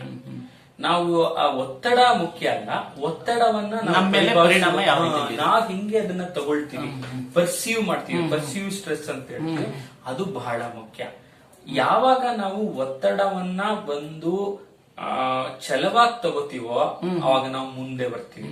ಯಾವಾಗ ನಾವು ಒತ್ತಡನ ಒಂದು ಹೊರೆ ಅಂತ ತಗೊಳ್ತೀವೋ ನಾವು ಕೆಳಗಡೆ ಬರ್ತೀವಿ. ಸರ್, ಈಗ ಸ್ಟ್ರೆಸ್ ಅಂತಂದ್ರೆ ಈಗ ಕೆಲವ್ರು ಹೇಳೋದು, ನಾವು ಮಾನಸಿಕ ತಜ್ಞರ ಹತ್ರ ಹೋದ್ರೆ, ಡಾಕ್ಟರ್ ಹತ್ರ ಹೋದ್ರೆ ನಿದ್ರೆ ಮಾತ್ರೆಗಳನ್ನ ಕೊಟ್ಬಿಡ್ತಾರೆ ಅಂತ ಹೆದರ್ಸ್ತಾರೆ. ನೀನ್ ನಿದ್ರೆ ಮಾತ್ರೆ ತಗೊಂಡ್ರೆ ನೀನು ಅಡಿಕ್ಟ್ ಆಗ್ಬಿಡ್ತೀಯಾ, ಲೈಫ್ ಟೈಮ್ ತಗೊಳ್ಬೇಕಾಗುತ್ತೆ. ಇದು ಜನರಲ್ಲಿ ತುಂಬಾ ಜನ ಮಾತಾಡ್ಕೊಂಡು ಹಾಸ್ಪಿಟಲ್ಗಳಿಗೆ ಬರಕ್ಕೆ ಹೆದರ್ತಾರೆ. ಅಥವಾ ಕೆಲವರು ಅನ್ಕೋತಾರೆ ಮಾನಸಿಕ ತಜ್ಞರು ಅಂದ್ರೆ ಬರೀ ಹುಚ್ಚಿರೋರು ಮಾತ್ರ ಹೋಗೋದು ಡಾಕ್ಟರ್ಗಳ ಹತ್ರ, ಸೈಕಾಲಜಿ, ನಿಮಾನ್ಸ್ ಹತ್ರಕ್ಕೆ, ಈ ತರ ಮಾತುಗಳು ಆಡ್ತಾರೆ. ಸರ್, ತಾವು ಏನ್ ಹೇಳ್ತೀರಾ ಸರ್? ಇದು ಜನರಲ್ಲಿ ಇರುವಂತಹ ಒಂದು ಪ್ರತೀತಿ. ನೋಡಿ, ನಮ್ಮ ದೇಶದಲ್ಲಿ ಎಲ್ಲೋ ಒಂದ್ ಕಡೆ ನಮ್ಮ ದೇಶದಲ್ಲಿ ನಾವು ತುಂಬಾ ಬುದ್ಧಿಶಕ್ತಿ ಉಳಿಯುವಂತಹ ದೇಶ. ನಾವು ನಮ್ಮಲ್ಲಿ ಎಲ್ಲ ಕಣ ಮಹರ್ಷಿಯಿಂದ ಹಿಡಿದು ಎಲ್ಲರೂ ನಮ್ಮಲ್ಲೇ ಹುಟ್ಟಿದ್ದು. ಆದ್ರೆ ಏನಕ್ಕೆ ನಮ್ಮ ದೇಶ ಅಭಿವೃದ್ಧಿ ಪಥದಲ್ಲಿ ಸಾಗ್ತಾ ಇಲ್ಲ ಅನ್ನೋದಕ್ಕೆ ಒಂದು ಕಾರಣ ನಾವು ಮಾನಸಿಕ ಆರೋಗ್ಯದ ಬಗ್ಗೆ ನಾವು ತೋರಿಸ್ತಿರುವಂತಹ ಒಂದು ನಿರ್ಲಕ್ಷ್ಯ. ನಾನು ಮೊದ್ಲೇ ಹೇಳ್ತಾ ಇದ್ದೆ, ಈಗ ಅಮೆರಿಕ ಒಂದು ಮುಂದುವರಿದ ರಾಷ್ಟ್ರ ಅಂತ ಹೇಳ್ತಾರೆ. ನೀವು ಅಮೆರಿಕಾದಲ್ಲಿ ನೋಡಿದ್ರೆ ಮೊದಲನೇದಾಗಿ ಕೇಳೋದು ನಿನ್ಗೆ ದುಗುಡ ಇದೆಯಾ, ನಿನಗೆ ಬೇಜಾರಿದೆಯಾ, ಅವನು ವಾಂತಿ ಅಂತ ಹೋದ್ರು ಫಸ್ಟ್ ಕೇಳೋದೇ ಆ ಪ್ರಶ್ನೆ.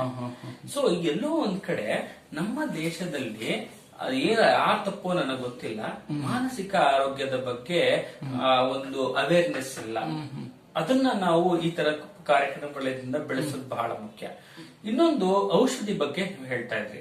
ಹೌದು, ಒಂದಾನೊಂದು ಕಾಲದಲ್ಲಿ ಮಾನಸಿಕ ಔಷಧಿಗಳಲ್ಲಿ ಬರೀ ನಿದ್ರೆ ಅಂಶಗಳೇ ಜಾಸ್ತಿ ಇರ್ತಿತ್ತು.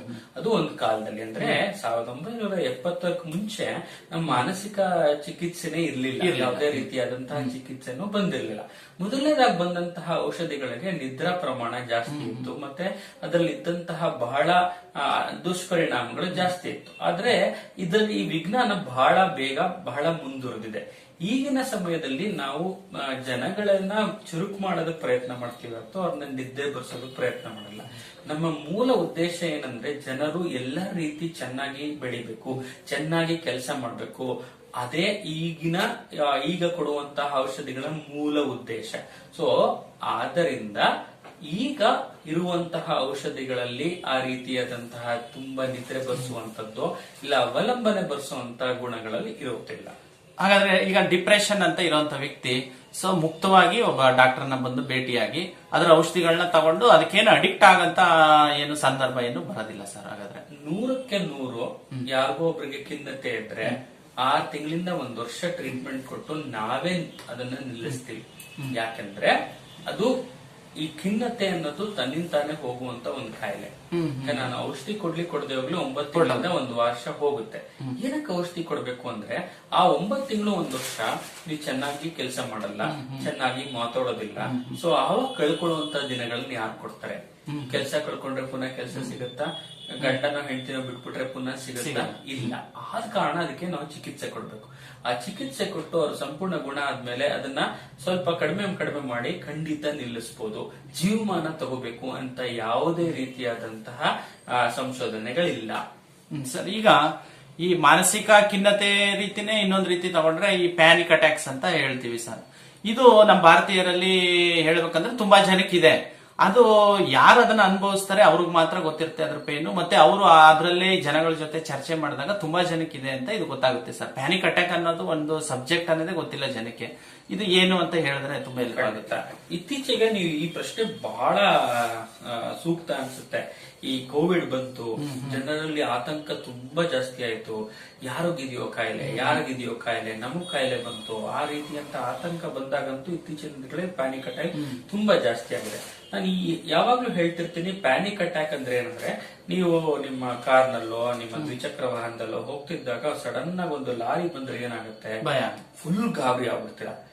ಆವಾಗ ಆಗುವಂತಹ ಮೆದುಳಲ್ಲಿ ಆಗುವಂತಹ ಕೆಲವೊಂದು ಬದಲಾವಣೆಗಳು ಸುಮ್ನೆ ಕೂತಿದ್ದಾಗೆ ಆಗ್ತಿರುತ್ತೆ. ಈ ಪ್ಯಾನಿಕ್ ಅಟ್ಯಾಕ್ ಅಂದ್ರೆ ಇದ್ದಕ್ಕಿದ್ದಾಗ್ಲೇ ಎದೆ ಬಡಿತ ಜಾಸ್ತಿ ಆಗ್ಬಿಡುತ್ತೆ, ಬಾಯಿ ಒಣಗ್ಬಿಡುತ್ತೆ, ಕೈ ನಡುಗ್ತಾ ಇರುತ್ತೆ, ಎಲ್ಲ ಬೆವರು ಬಿಡುತ್ತೆ, ಕೈ ಕಾಲೆಲ್ಲ ಜುಮ್ ಅನ್ನತ್ತೆ, ಮನಸ್ಸಿನ ನಿನ್ನ ಸತ್ಯ ಹೋದ್ನೇನೋ ಆಗೋಗ್ತು ಅನ್ನೋ ಭಯ ಬಂದಿರುತ್ತೆ. ಅದನ್ನ ಪ್ಯಾನಿಕ್ ಅಟ್ಯಾಕ್ಸ್ ಅಂತ ಹೇಳ್ತೀವಿ. ಇದು ನಮ್ಮ ಮೆದುಳಲ್ಲಿ ಒಂದು ನಾರೆಪಿನೆಫ್ರಿನ್ ಒಂದು ನರವಾಹಕದ ಅಸಮತೋಲನದಿಂದ ಹಿಂಗಾಗತ್ತೆ. ಬಟ್ ಆ ರೀತಿ ಏನಾಗುತ್ತೆ ಅಂದ್ರೆ, ಎಷ್ಟೋ ಬಾರಿ ಈ ರೀತಿಯಾದಂತಹ ತೊಂದರೆ ಇರೋರು ಪಾಪ ಬೇರೆ ಬೇರೆ ಹಾಸ್ಪಿಟಲ್ ಹೋಗ್ತಾರೆ. ಅವ್ರಿಗೆ CT scan, MRI, ECG, echocardiogram, ಪ್ರತಿಯೊಂದು ಆಸ್ಪತ್ರೆನಲ್ಲೂ ಸಾಕಷ್ಟು ಹಾರ್ಟ್ ಪ್ರಾಬ್ಲಮ್ ಅಂತ ನಡೀತಾನೆ ಇರುತ್ತೆ. ಎಷ್ಟೊಂದು ರಿಪೋರ್ಟ್ಸ್ ನಾರ್ಮಲ್ ಬಂದ್ರು ಮತ್ತೆ ಅದು ರಿಪೀಟ್ ಆಗ್ತಾ ಇರುತ್ತೆ. ಸೊ ಅದು ಖಂಡಿತವಾಗ್ಲೂ ಹೃದಯಕ್ಕೆ ಸಂಬಂಧಿಸಿದ್ದಲ್ಲ. ಎಲ್ಲೋ ಒಂದ್ ಕಡೆ ಈ ಗಾಬರಿ ಆದಾಗ ದೈಹಿಕವಾಗಿ ಕಾಣಿಸ್ಕೊಳ್ಳುವಂತಹ ಲಕ್ಷಣಗಳು ಇದೆ, ಬೆಳೆತ ಜಾಸ್ತಿ ಆಗೋದು, ಕೈ ಕಾಲು ನಡ್ಕೋತಿಲ್ಲ. ಸೊ ಇದು ಏನಂದ್ರೆ, ಇದು ಪ್ಯಾನಿಕ್ ಅಟ್ಯಾಕ್ ಅಂತೀವಿ. ಅದು ತುಂಬಾನೇ ಕಾಮನ್, ಅಂದ್ರೆ ತುಂಬಾ ಸಿಂಪಲ್ ಕಾಯಿಲೆ. ಅದಕ್ಕೆ ಸೂಕ್ತವಾಗಿ ಸಣ್ಣ ಔಷಧಿ ಮತ್ತೆ ಆಪ್ತ ಸಮಾಲೋಚನೆ, ಕೆಲವೊಂದು ರಿಲ್ಯಾಕ್ಸೇಷನ್ ಟೆಕ್ನಿಕ್ಸ್ ಅನ್ನ ಹೇಳ್ಕೊಟ್ರೆ ಅತ್ಯಂತ ವೇಗವಾಗಿ ಸಂಪೂರ್ಣವಾಗಿ ಅದನ್ನ ಗುಣಪಡಿಸಬಹುದು. ಸರ್, ಈಗ ಮಾನಸಿಕ ತಜ್ಞರು ಅಂದ್ರೆ ಇವತ್ತು ಏನಾಗಿದೆ, ಪ್ರತಿ ಮನೆಗೂ ಬೇಕಾದಂತ ಅಗತ್ಯ ವ್ಯಕ್ತಿ ಆಗ್ಬಿಟ್ಟಿದ್ದಾರೆ. ಒಂದು ಮನೇಲಿ ಈಗ ನೀವ್ ಹೇಳ್ದಂಗೆ ನಮ್ಮ ಮನಸ್ಸನ್ನೇ ನಾವು ಕೆಲವು ಕಂಟ್ರೋಲ್ ಮಾಡ್ಕೊಳಕ್ಕಾಗಲ್ಲ. ಮದುವೆ ಆದಾಗ ಇನ್ನೊಬ್ರ ಮನಸ್ಸು ಜೊತೆನೂ ನಮ್ಮ ಮನಸ್ಸು ಮ್ಯಾನೇಜ್ ಮಾಡ್ಬೇಕಾಗುತ್ತೆ. ಇದು ಎಷ್ಟು ಅಗತ್ಯ ಇದೆ ಸರ್ ಇವತ್ತು ಭಾರತೀಯರಿಗೆ? ಒತ್ತಡದ ಜೀವನ, ತಂದೆ ತಾಯಿ ಇಬ್ರು ಕೆಲ್ಸಕ್ಕೆ ಹೋಗ್ಬೇಕು, ಗಂಡ ಹೆಂಡತಿ, ಮನೆಯಲ್ಲಿ ಇವತ್ತು ಒತ್ತಡ ಇರುತ್ತೆ. ಇದು ಎಷ್ಟು ಮುಖ್ಯ ಆಗ್ತದೆ? ಕೌನ್ಸೆಲಿಂಗ್, ಫ್ಯಾಮಿಲಿ ಕೌನ್ಸೆಲಿಂಗ್ ಎಷ್ಟು ಅಗತ್ಯ ಇದೆ ಅಂತ? ತುಂಬಾ ಸಮರ್ಪಕ ಪ್ರಶ್ನೆ ಇದು. ಏನಾಗಿದೆ ಅಂದ್ರೆ, ಎಲ್ಲೋ ಒಂದ್ ಕಡೆ ನಮ್ಮ ಭಾರತದಲ್ಲಿ ಈ ಫ್ಯಾಮಿಲಿ ಸಿಸ್ಟಮ್ ಅಂದ್ರೆ ಒಂದು ಸಂಸಾರ ಅನ್ನೋ ಕಾನ್ಸೆಪ್ಟ್ ತುಂಬಾ ಚೆನ್ನಾಗಿತ್ತು. ನಮ್ಮ ಭಾರತದಲ್ಲಿರುವಂತಹ ಫ್ಯಾಮಿಲಿ ಸಿಸ್ಟಮ್ ಇನ್ಯಾವ ದೇಶದಲ್ಲೂ ಇಲ್ಲ. ಬಟ್ ಯಾಕೋ ಇತ್ತೀಚಿನ ದಿನಗಳಲ್ಲಿ ಸಾಂಸಾರಿಕ ಕಲಹಗಳು ಬಹಳ ಜಾಸ್ತಿ ಆಗ್ತಾ ಹೋಗ್ತಾ ಇದೆ. ಇದಕ್ಕೆ ಬಹಳಷ್ಟು ಕಾರಣಗಳಿರ್ಬೋದು. ಒಂದು ಕಾರಣ ಏನಂದ್ರೆ, ಹೆಣ್ಮಕ್ಳು ಖಂಡಿತವಾಗ್ಲೂ ಇವಾಗ ಸ್ವತಂತ್ರರಾಗಿದ್ದಾರೆ. ನನ್ಗೆ ಅದು ತುಂಬಾ ಹೆಮ್ಮೆ ಇದೆ. ಅಂದ್ರೆ ಎಲ್ಲೋ ಒಂದ್ ಕಡೆ ಸ್ವತಂತ್ರ ಅನ್ನೋದು ತುಂಬಾ ಒಳ್ಳೇದು. ಅವ್ರು ಕೆಲಸ ಮಾಡ್ತಾ ಇದ್ದಾರೆ, ಅವರು ಪೊಲೀಸ್ ಇಂದ ಹಿಡಿದು DC ಇಂದ ಹಿಡಿದು ಮಿನಿಸ್ಟರ್ ಎಲ್ಲರೂ ಆಗಿದ್ದಾರೆ. ಬಟ್ ಹೆಣ್ಮಕ್ಳನ್ನ ನಾವ್ ಯಾವಾಗ್ಲೂ ಒಂದು ಭೂಮಿ ತಾಯಿಗೆ ಹೋಲಿಸ್ತೀವಿ. ಸಹನೆ, ಅನುಕಂಪ ಅದು ಹೆಣ್ಮಕ್ಳಲ್ಲಿ ಸಹಜವಾಗೇ ಇದೆ. ಯಾಕಂದ್ರೆ ಗಂಡ್ಮಕ್ಳಲ್ಲಿ ಟೆಸ್ಟೋಸ್ಟೆರಾನ್ ಅಂತ ಒಂದು ಹಾರ್ಮೋನ್ ಇರುತ್ತೆ, ಅದು ಸ್ವಲ್ಪ ನಮ್ ಕೋಪ ಬರ್ಸೋದು, ಅಗ್ರೆಸಿವ್ ಆಗಿ ಮಾಡುತ್ತೆ. ಆದ್ರೆ ಹೆಣ್ಮಕ್ಳಲ್ಲಿ ಪ್ರೊಜೆಸ್ಟ್ರಾನ್, ಈಸ್ಟ್ರೋಜನ್ ಇವೆಲ್ಲವೂ ಸಹನೆ, ಅನುಕಂಪಗಳನ್ನ ಕೊಡುವಂತ ಒಂದು ಹಾರ್ಮೋನ್. ಬಟ್ ಎಲ್ಲೋ ಏನಾಗ್ತಿದೆ, ಈ ಸಹನೆ ಅನುಕಂಪನೆ ನಾವು ಇತ್ತೀಚಿನ ದಿನದಲ್ಲಿ ಕಡಿಮೆ ಆಗೋದನ್ನ ಗಮನಿಸ್ತಾ ಇದೀವಿ. ಎಲ್ಲೋ ಒಂದ್ ಕಡೆ ಇದು ಸಾಂಸಾರಿಕ ಕಲಹಕ್ಕೆ ಜಾಸ್ತಿ ಮಾಡ್ತಿದೆ. ಅದೇ ನಾನೇನ್ ಹೇಳ್ತೀನಿ ಅಂದ್ರೆ, ಹೆಣ್ಮಕ್ಳಿಗಿಂತನೂ ತುಂಬಾ ಒಳ್ಳೆ ರೀತಿಯಾದಂತಹ ಬ್ರೈನ್ ಡೆವಲಪ್ ಆಗಿದೆ, ಅವ್ರಿಗೆ ಸಹನೆ ಅನುಕಂಪ ಇದೆ. ಆ ಸಹನೆ ಅನುಕಂಪ ಅನ್ನೋದು ಅವರ ಒಂದು ಪಾಸಿಟಿವ್ ಪಾಯಿಂಟ್. ಅದನ್ನ ನೆಗೆಟಿವ್ ಅಂತ ಅದನ್ನ ನೆಗ್ಲೆಕ್ಟ್ ಮಾಡೋದು ತಪ್ಪು, ಮೊದಲನೇದು. ಎರಡನೇದು, ಇಲ್ಲಿ ಗಂಡು ಮಕ್ಕಳು ಒಂದು ಗಂಡ ಹೆಂಡತಿ ಅಂತ ಒಂದು ಸಂಸಾರ ಶುರು ಮಾಡಿದಾಗ ಎರಡು ಡಿಫ್ರೆಂಟ್ ಎರಡು ಬೇರೆ ಆದಂತಹ ವ್ಯಕ್ತಿತ್ವಗಳು ಸೇರುವಂತಹ ಒಂದು ಸಂದರ್ಭ. ಈ ವ್ಯಕ್ತಿತ್ವಗಳಲ್ಲಿ ಒಬ್ರಿಗೊಂದು ವ್ಯಕ್ತಿತ್ವ ಇರುತ್ತೆ, ಇನ್ನೊಬ್ರಿಗೊಂದು ವ್ಯಕ್ತಿತ್ವ ಇದೆ. ಎಲ್ಲೋ ಒಂದ್ ಕಡೆ ಆ ಸಮತೋಲನ ಮಾಡ್ಕೊಂಡು ಹೋಗುವಂತದ್ದು ತುಂಬಾ ಕಷ್ಟ ಇರುತ್ತೆ. ಸೊ ಆ ಸಂದರ್ಭದಲ್ಲಿ ಎಲ್ಲೋ ಒಂದ್ ಕಡೆ ಮುಕ್ತವಾಗಿ ಚರ್ಚೆ ಮಾಡೋದು ಮುಖ್ಯ. ಕಿಚನ್ಗಳಲ್ಲಿ ಯಾಕೆ ಕಲಹಗಳು ಜಾಸ್ತಿ ಆಗುತ್ತೆ ಅಂದ್ರೆ, ಎಲ್ಲರೂ ಮನೆಗೆ ಹೋದ ತಕ್ಷಣ ಮೊಬೈಲ್ ಹಿಡ್ಕೊಂಡು ಕೂತ್ಕೊಂಡಿರ್ತಾರೆ, ಮಾತೇ ಆಡಲ್ಲ. ಇವರು ವಾಟ್ಸಪ್ ಫೇಸ್ಬುಕ್ ನೋಡ್ತಿರ್ತಾರೆ, ಅವರು ವಾಟ್ಸಪ್ ಫೇಸ್ಬುಕ್ ನೋಡ್ತಿರ್ತಾರೆ, ಬಟ್ ಎಲ್ಲಿ ಮಾತೇ ಇಲ್ಲ. ಮನುಷ್ಯನ ನಡುವೆ ಸಂಬಂಧಗಳಿಲ್ಲ. ಯಾವಾಗ ಮುಕ್ತವಾಗಿ ನಾವು ಮಾತಾಡುತ್ತೀವೋ, ಯಾವಾಗ ನಮ್ಮ ಭಾವನೆಗಳನ್ನ ಇನ್ನೊಬ್ಬರ ಹತ್ರ ಮುಕ್ತವಾಗಿ ಚರ್ಚೆ ಮಾಡ್ತೀವಿ, ಗಂಡ ಹೆಂಡತಿ ಜೊತೆ, ಹೆಂಡತಿ ಗಂಡನ ಜೊತೆ ಮುಕ್ತವಾಗಿ ಚರ್ಚೆ ಮಾಡಿದಾಗ ಅದು ಎಲ್ಲೋ ಒಂದ್ ಕಡೆ ಅದು ಸಹನೆಗೆ ಬರ್ತಾ ಹೋಗುತ್ತೆ. ಹಾಗಾಗ್ತಿಲ್ಲ. ಎಲ್ಲರೂ ಫೇಸ್ಬುಕ್ ವಾಟ್ಸಪ್ ಅಲ್ಲಿ ನೋಡ್ಕೊಂಡು ಮೈಂಡ್ ರೀಡಿಂಗ್ ಮಾಡೋದು ಆಗ್ಬಿಟ್ಟಿದೆ. ಯಾವಾಗ ಅದು ಕಡಿಮೆ ಆಗುತ್ತೋ, ನಾವ್ ಯಾವಾಗ ಏನು ಬೇಕು, ಬೈಯದ್ ಬೇಡ, ರೂಢ್ ಆಗಿರೋದ್ ಬೇಡ, ಅಸೆಪ್ಟಿವ್ ಆಗಿ ಈ ರೀತಿ ಆಗ್ತಾ ಇದೆ, ನನ್ಗೆ ಈ ತರ ಮಾಡೋದು ಒಳ್ಳೇದು. ಈಗ ಒಂದ್ ಸಣ್ಣ ಉದಾಹರಣೆ, ಬಾಗ್ಲನ್ನ ಹಾಕಿರಲ್ಲ, ಬಾಗ್ಲು ಹಾಕಿಲ್ಲ ಅಂತ ಮನ್ಸಲ್ಲಿ ಇಟ್ಕೊಂಡು ಒಂದಿನ ಜಗಳ ಆಡೋದು. ಅದ್ರ ಬದಲು ಬಾಗ್ಲು ಹಾಕಿದ್ರೆ ಅತ್ಯುತ್ತಮ ಅಂತ ಹೇಳ್ಬಿಟ್ರೆ ಅಲ್ಲಿಗೆ ಸಾರ್ಟ್ ಆಗ್ಬಿಡುತ್ತೆ. ಸೊ ಇದೊಂದೇ ಸಾಕು, ದೊಡ್ಡ ಕಲಹ ಆಗಿ ಅದು ವಿಚ್ಛೇದನಕ್ಕೂ ಹೋಗ್ಬಿಡುತ್ತೆ. ಸೊ ಆದ್ರಿಂದ ಮುಕ್ತವಾಗಿ ಚರ್ಚೆ ಮಾಡುವಂತದ್ದು, ಮನೆಯಲ್ಲಿ ಡೈರೆಕ್ಟ್ ಮಾತಾಡೋದು ಮುಖ್ಯ. ಅದನ್ನು ಬೆಳೆಸ್ಕೊಂಡ್ರೆ ಎಲ್ಲೋ ಕಲಹಗಳು ಸುಮಾರು ಕಡಿಮೆ ಆಗ್ಬಿಡುತ್ತೆ. ಸರ್, ಇನ್ನೊಂದು ಮಾನಸಿಕ ತಜ್ಞರು ಅಂದ್ರೆ ಇವತ್ತು ಏನಾಗಿದೆ, ಈ ಕುಡಿತ ಅನ್ನೋದು ಒಂದು ದೊಡ್ಡ ಸಮಸ್ಯೆ ಆಗಿದೆ ಸರ್. ಕುಡಿತ ಮತ್ತು ಸಿಗರೇಟು ಮತ್ತು ಬೇರೆ ಬೇರೆ ಹವ್ಯಾಸಗಳು ಬೆಳೆಸ್ಕೊಂಡಿರ್ತಾರೆ. ಸೊ ಕೆಲವು ರಿಹ್ಯಾಬಿಲಿಟೇಷನ್ ಸೆಂಟರ್ಗಳಂತ ಮಾಡ್ಕೊಂಡು ಅಲ್ಲಿ ತುಂಬಾ ಅವ್ರಿಗೆ ಆಘಾತ ಉಂಟು ಮಾಡಿ ಅವ್ರನ್ನ ಒಂದು ಬಿಲ್ಡಿಂಗ್ ಒಳಗೆ ಕೂಡ ಹಾಕೊಂಡು ಕುಡಿತದ ಚಟಕ್ಕೆ ದಾಸರಾಗಿದ್ದವ್ರನ್ನ ಅವ್ರಿಗೆ ಒಂದು ಫಿಸಿಕಲ್ ಹರಾಸ್ಮೆಂಟ್ ಮಾಡಿ 2 ತಿಂಗಳು 3 ತಿಂಗಳು ಭಯದಲ್ಲಿಟ್ಟು ನಾವು ಅವ್ರನ್ನ ಕುಡಿತ ಬಿಡಿಸ್ತೀವಿ ಅಂತ ಹೇಳಿ ಒಂದಷ್ಟು ಕಡೆ ಮಾಡ್ತಾರೆ. ಅದಕ್ಕೆ ಒಂದಷ್ಟು ಫೀಸ್ ಕಲೆಕ್ಟ್ ಮಾಡ್ತಾರೆ. ಈ ನಮ್ಮ ವೈದ್ಯಕೀಯ ವಿಜ್ಞಾನದಲ್ಲಿ ಈ ಕುಡಿತವನ್ನ ಬಿಡಿಸೋದಕ್ಕೆ ಇರಬಹುದು, ಸಿಗರೇಟ್ ಬಿಡಿಸೋದಕ್ಕೆ ಏನಾದ್ರೂ ಟ್ರೀಟ್ಮೆಂಟ್ ಇದೆಯಾ ಸರ್? ಖಂಡಿತವಾಗಿದೆ. ಕುಡಿತ ಅಥವಾ ಯಾವುದೇ ಮದ್ಯ ವ್ಯಸನ ಅದು ಒಂದು ಮಾನಸಿಕ ಕಾಯಿಲೆ. ಓಕೆ, ಏನಕ್ಕೆ ಹಂಗಾಗತ್ತೆ ಅಂದ್ರೆ, ಎಲ್ಲೋ ಒಂದ್ ಕಡೆ ಮೆದುಳಲ್ಲಿ ಒಂದು ರಿವಾರ್ಡ್ ಸೆಂಟರ್ ಅಂತ ಇರುತ್ತೆ. ಈಗ ರಿವಾರ್ಡ್ ಸೆಂಟರ್ ಹೆಂಗಿದೆ ಅಂದ್ರೆ, ನೀವು ಕೈ ಹಾಕಿ ಮಾಡಿದ್ರೆ ಇಲ್ಲಿ ಈ ಜಾಗದಲ್ಲಿ ಇದೆ. ಎಷ್ಟೊಂದ್ ಜನಕ್ಕೆ ಏನಾಗಿರುತ್ತೆ, ಒಂದ್ ದೊಡ್ಡ ವಿಜ್ಞಾನಿ ಆಗಿರ್ಬೋದು, ಇಲ್ಲ ಒಂದ್ ದೊಡ್ಡ ಬಿಸಿನೆಸ್ ಮ್ಯಾನ್ ಆಗಿರ್ಬೋದು, ಇಲ್ಲ ಒಂದು ಜೀವನದಲ್ಲಿ ಯಾವುದೇ ರೀತಿಯಾದಂತಹ ಒಂದು ಖುಷಿ ಸಿಕ್ಕಿರುತ್ತೆ, ಸಕ್ಸಸ್ ಇರುತ್ತೆ, ಬಟ್ ಖುಷಿ ಇರಲ್ಲ. ಯಾವಾಗ ಅವನು ಯಾವ್ದೋ ಒಂದು ಮದ್ಯ ವ್ಯಸನನೋ ಇನ್ನ ಯಾವ್ದೋ ಮಾದಕ ವ್ಯಸನ ತಗೊಂಡಾಗ ಅವ್ನಿಗೆ ಎಲ್ಲೋ ಒಂದು ಆ ರಿವಾರ್ಡ್ ಸಿಕ್ಕಿ ಅದಕ್ಕೆ ಅವಲಂಬನೆ ಬೆಳೆಸ್ಕೊಂಡ್ಬಿಟ್ಟಿರ್ತಾರೆ. ಸೊ ಈ ಅವಲಂಬನೆ ಅನ್ನೋದನ್ನ ಬಿಡಿಸೋದಕ್ಕೆ ಬೇಕಾದಷ್ಟು ವಿಧಾನಗಳಿದೆ. ಎಲ್ಲೋ ಒಂದ್ ಕಡೆ ರಿಹ್ಯಾಬಿಲಿಟೇಷನ್ ಸೆಂಟರ್ಸ್ ಅಂದ್ರೆ ಅದರಿಂದ ದೂರ ಇಡೋದಕ್ಕೆ ಮಾಡಿದಂತಹ ಒಂದು ಕಾನ್ಸೆಪ್ಟ್. ಯಾಕಂದ್ರೆ ಮನೆಯಲ್ಲೇ ಇದ್ರೆ ಅವ್ರಿಗೆ ಕುಡಿಯೋದಕ್ಕೆ ಈಸಿಯಾಗಿ ಆಕ್ಸೆಸ್ ಸಿಗುತ್ತೆ ಅನ್ನೋ ಅದನ್ನ ರಿಹ್ಯಾಬ್ ಸೆಂಟರ್ ಅಂತ ಮಾಡಿದ್ರು. ಆದ್ರೆ ಎಲ್ಲೋ ಒಂದ್ ಕಡೆ ಅದು ಕೆಲವು ಕಡೆ ದುರುಪಯೋಗ ಆಗ್ತಿರ್ಬೋದು. ಆದ್ರೆ ಕುಡಿತ ಅಥವಾ ಧೂಮಪಾನ ಅಥವಾ ಇನ್ನಿತರ ಮಾದಕ ವಸ್ತುಗಳ ವ್ಯಸನ ಅದು ಒಂದು ಮಾನಸಿಕ ಕಾಯಿಲೆ. ಅದಕ್ಕೆ ನಾವು ಸೂಕ್ತವಾಗಿ ಬಂದು ಅದನ್ನ ಬಿಟ್ಟಾಗ ಕೆಲವೊಂದು ಹಿಂತೆಗೆಯುತ್ತಿಗೆ ಚಿಹ್ನೆಗಳಿರುತ್ತೆ. ಫಿಟ್ಸು ಆಗ್ಬಿಡ್ಬೋದು ಕುಡಿತ ಬಿಟ್ಟಾಗ, ಸೂಕ್ತವಾಗಿ ಚಿಕಿತ್ಸೆ ಕೊಟ್ಟು ಅದ್ ಯಾವುದೇ ರೀತಿ ಆಗದೇದಂಗ್ ನೋಡ್ಕೊಂಡು, ಆಮೇಲೆ ಅವರಿಗೆ ಆ ಆಸೆ ಕಡಿಮೆ ಆಗುವಂತಹ ಕೆಲವೊಂದು ಮಾತ್ರೆಗಳನ್ನ ಕೊಟ್ಕೊಂಡು ನಿಧಾನದಲ್ಲಿ ಬಿಡಿಸ್ಬೋದು. ಅಂದ್ರೆ ಅವ್ರ ಕಡೆಯಿಂದನೂ ಸಹಾಯ 100% ಇದರಿಂದ ಸಾಧ್ಯ ಇದೆ. ಯಾವಾಗ ಆ ವ್ಯಕ್ತಿ ನಾನು ಬಿಡುತ್ತೀನಿ ನನ್ನ ಮನಸ್ಸನ್ನ ಬರ್ಸ್ಬಿಟ್ರೆ ಈಸಿಯಾಗಿ ಬಿಡಿಸ್ಬೋದು. ಸರ್, ಫಿಟ್ಸ್ ಅಂತ ಎಪಿಲೆಪ್ಸಿ ಅಂತ ಹೇಳಿದ್ರಿ, ಇದು ಕೂಡ ಮಾನಸಿಕ ಕಾಯಿಲೆ ಇದಕ್ಕೆ ಬರುತ್ತಾ ಅಥವಾ ಇದು ಅಪಸ್ಮಾರ ಅಂತ ಹೇಳ್ತೀವಿ ಕನ್ನಡದಲ್ಲಿ ಫಿಟ್ಸ್ಗೆ. ಈ ಅಪಸ್ಮಾರ ಏನಂದ್ರೆ ಒಂದು ಕುಡಿತ ಬಿಟ್ಟಾಗ ಬರ್ಬೋದು. ಅಪಸ್ಮಾರ ಏನಂದ್ರೆ ನಮ್ ಮೆದುಳಿದೆ, ನಾನು ಹೇಳ್ದೆ ಮೊದ್ಲೆ, ಮೆದುಳು ಒಂದು ಎಲೆಕ್ಟ್ರಿಕ್ ಸರ್ಕ್ಯೂಟ್ ಇದ್ದಂಗೆ. ಸಡನ್ ಆಗಿ ಶಾರ್ಟ್ ಸರ್ಕ್ಯೂಟ್ ಆದ್ರೆ ಏನಾಗುತ್ತೆ ಅಷ್ಟೇ, ಅದೇ ಅಪಸ್ಮಾರ. ಜನರಲ್ ಅಪಸ್ಮಾರ ಕೂಡ ಸೈಕ್ಯಾಟ್ರಿ ಇದ್ರಲ್ಲೇ ಟ್ರೀಟ್ ಮಾಡ್ತೀರಾ? ಈಗ ಫಿಸಿಷಿಯನ್ ಹತ್ರ ಹೋಗ್ಬೇಕಲ್ಲ. ಕೆಲವು ಅಪಸ್ಮಾರಗಳನ್ನ ನಾವು ಚಿಕಿತ್ಸೆ ಕೊಡ್ತೀವಿ, ಕೆಲವು ಅಪಸ್ಮಾರಗಳನ್ನ ನರರೋಗ ತಜ್ಞರು ಮತ್ತೆ ಸಾಮಾನ್ಯ ವೈದ್ಯಕೀಯ ತಜ್ಞರು ಇದಕ್ಕೆ ಟ್ರೀಟ್ಮೆಂಟ್ ಕೊಡ್ತಾರೆ. ಈಗ ಈ ಲಾಕ್ ಡೌನ್ ಆಯ್ತು, ಇದೆಲ್ಲ ಬಂತು, ಕೋವಿಡ್-19 ಆಯ್ತು, ಸ್ಕೂಲ್ಗಳು ಓಪನ್ ಆಗಿಲ್ಲ ಸರ್. ಮಕ್ಕಳು ಈಗ ಶಾಲೆಗೆ ಹೋಗ್ದೇನೆ ಒಂದು ಮನೆಯಲ್ಲೇ ಉಳ್ಕೊಂಡಿದ್ದಾರೆ, ಒಂಥರ ಐಸೋಲೇಟ್ ಆಗಿ. ಅವ್ರಿಗೆ ಅವ್ರ ಸ್ನೇಹಿತರು ಸಿಗ್ತಾ ಇಲ್ಲ, ಟೀಚರ್ ಸಿಗ್ತಾ ಇಲ್ಲ. ಎರಡನೇದಾಗಿ ಮೊಬೈಲ್ ನೋಡ್ಬೇಕು, ಮೊಬೈಲ್ ನೋಡೋದ್ರಿಂದನೂ ಹಲವಾರು ರೀತಿ ಅವ್ರಿಗೆ ಸಮಸ್ಯೆಗಳು ಉಂಟಾಗ್ತವೆ. ಸೊ ಮಕ್ಕಳನ್ನ ಈಗ ಪೇರೆಂಟ್ಸ್ ಯಾವ ರೀತಿ ಈಗ ಮನೆಯಲ್ಲಿ ಅವ್ರನ್ನ ಜೋಪಾನ ಮಾಡಬೇಕು, ಅವ್ರನ್ನ ಯಾವ ರೀತಿ ಆಕ್ಟಿವಿಟಿಗಳಲ್ಲಿ ತೊಡಗಿಸ್ಬೇಕು ಸರ್? ಖಂಡಿತವಾಗ್ಲೂ ಇದು ಬಹಳ ಪ್ರಸ್ತುತವಾದಂತಹ ಪ್ರಶ್ನೆ. ಅದು ಈಗ ಏನಾಗ್ಬಿಟ್ಟಿದೆ ಅಂದ್ರೆ ಸ್ಕೂಲ್ಗಳು ಯಾವಾಗ ಓಪನ್ ಆಗ್ತಿದೆ ಯಾರಿಗೂ ಗೊತ್ತಿಲ್ಲ. ಅದ್ರ ಬಗ್ಗೆ ತುಂಬಾ ಅನ್ಸರ್ಟನಿಟಿ ಇದೆ. ಮತ್ತೆ ಮಕ್ಳುಗಳು ಮನೇಲೆ ಕೂತು ಕೂತು ಸುಮಾರು ಮಕ್ಕಳು ಸಿಕ್ಕಾಪಟ್ಟೆ ದಪ್ಪ ಆಗ್ತಿವೆ. ಈ ಸಿಕ್ಕಾಪಟ್ಟೆ ದಪ್ಪ ಆಗೋದು ಮುಂದೆ ಸಕ್ಕರೆ ಕಾಯಿಲೆಗೂ ಎಡೆ ಮಾಡ್ಕೊಡ್ಬೋದು. ಮತ್ತೆ ಮಕ್ಕಳುಗಳನ್ನ ತಡೆಯಕ್ಕಾಗದೆ ಅವರ ಪೋಷಕರು ಏನ್ ಮಾಡ್ತಾರೆ, ಮೊಬೈಲ್ ಇನ್ನಿತರ ಗ್ಯಾಡ್ಜೆಟ್ಸ್ ಗಳನ್ನ ಕೊಡ್ತಾ ಇದ್ದಾರೆ. ಸೊ ಏನ್ ಮಾಡ್ತಾರೆ ಈ ಮಕ್ಕಳು, ನಾನು ದಿನ ನೋಡ್ತೀನಿ ನಮ್ ಕ್ಲಿನಿಕ್ ಅಲ್ಲಿ, ಸಿಕ್ಕಾಪಟ್ಟೆ ಗಲಾಟೆ ಮಾಡ್ತಾನೆ, ಮೊಬೈಲ್ ಕೊಡ್ಲಿಲ್ಲ ಹೊಡೆಯಕ್ಕೆ ಬರ್ತಾನೆ, ತುಂಬಾ ಗಲಾಟೆ ಮಾಡ್ತಾನೆ, ಗಿರ್ಚ್ತಾನೆ. ಮತ್ತೆ ಇತ್ತೀಚೆಗೆ ಒಂಚೂರು ಯಾರ ಜೊತೆನೂ ಮಾತಾಡಲ್ಲ. ಒಂದ್ ಸಣ್ಣ ಉದಾಹರಣೆ ಕೊಡ್ತೀನಿ. ನನ್ನ ಗೆಳತಿ ಒಬ್ಳನ್ನ ಮಗು ಕರ್ಕೊಂಡ್ ಫೋನ್ ಮಾಡಿದ್ರು. ಏನಂತಂದ್ರೆ ನನ್ ಮಗ ಮಾತಾಡೋದ್ ಕಲ್ತಿದ್ದ ಕೂಡ ಮಾತಾಡೋದೇ ಬಿಟ್ಟಿದ್ದಾನೆ, ಏನ್ ಮಾಡೋದು ಅಂತ. 2 ವರ್ಷ 3 ತಿಂಗಳು ಮಗುಗೆ. ಸೊ 1 ವರ್ಷದ 9 ತಿಂಗಳಲ್ಲಿ ಮಾತಾಡ್ತಿದ್ದ, ಈಗ ಮಾತಾಡ್ ಬಿಟ್ಬಿಟ್ಟಿದ್ದಾನೆ, ಏನ್ ಮಾಡ್ಲಿ ಅಂತ. ನಾನ್ ಆಮೇಲೆ ಕರ್ಕೊಂಡ್ಬಂದ್ರು. ಅದಕ್ಕೆ ನಾನು ಕೇಳ್ದೆ 6 ತಿಂಗಳಿಂದ ಏನಾಗಿದೆ. ಅವ್ರು ದೊಡ್ಡ ಡಾಕ್ಟರ್ಗಳು ಇಬ್ರು, ಗಂಡ ಏನ್ ಮಾಡಿದ್ರೆ ಅವರು ಎಲ್ಲೂ ಹೊರಗಡೆ ಹೋಗ್ತಾ ಇಲ್ಲ.